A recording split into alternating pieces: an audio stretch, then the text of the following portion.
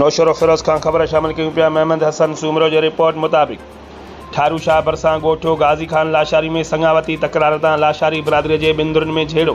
Police ॿिन्ही धुरनि जे 6 ॼणनि खे गिरफ़्तार करे वरितो। औरत जो थाणे ते एहतजाज इंसाफ़ जो मुतालबो।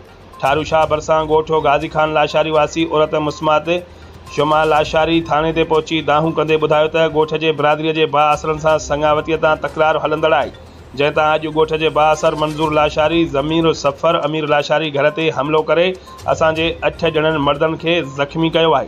जॾहिं त थाणे ते केस दाख़िल कराइण लाइ पहुतासीं त पुलिस मुंहिंजे पीउ अली महमद भाउ वसीम वकार लाशारी खे गिरफ़्तार करे लाकअप जे हवाले करे छॾियो आहे ऐं पुलिस मूंखे बि धिका ॾेई थाणे मां कढी छॾियो आहे। हुन चयो त मर्द बि असांजा ज़ख़्मी थिया आहिनि।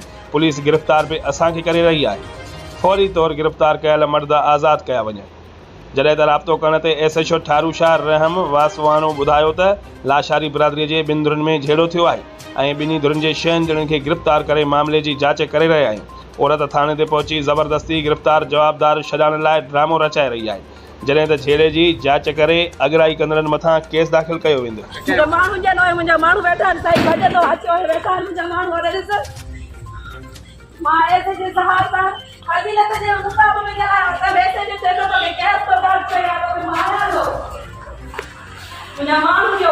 छा मसलो आहे तोसां छा लॻा अथनि माण्हू साईं? असल में मां FIR लाइ साईं राति खां वठी आया आहियूं, 1 बजे खां वठी वेठा आहियूं। असां राति असां सां ॾाढो सुठो ॻाल्हायो। मां तव्हांजा माण्हू गिरफ़्तार कया, इन्हनि खे छॾींदुमि, हुननि खे बि FIR मां तुंहिंजी दाख़िल कंदुमि। साईं सुबुह खां आया आहियूं, FIR दाख़िल कर। चलो मां FIR न दाख़िल कंदुमि, सर्टिफिकेट ॾियो, सभु कुझु लिखाए ॾींदासीं। वरी असांजा 2 जेके माण्हू आहिनि उहे असांजा विहारिया अथनि, वरी असां उन्हनि खे कपिड़ा ॾियणा आहियूं, उहे असांजा गुम करे छॾिया अथनि। असां चवंदा असांजा माण्हू केॾे कया अथव, गुम कया अथव, छो कया अथव?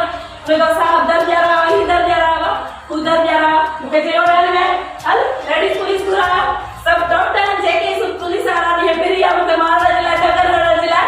चए हल तोखे मां केस थो दाख़िल कयां, तोखे ख़बर पवे त को SHO आयल आहे, को रहियल आहे, तोखे केस थो दाख़िल कराए। तूं पाण ते पढ़ल ई आहे, तोखे तूं असां हिकु ॾींहं जी थाणनि में थी अची मुंहिंजा माण्हू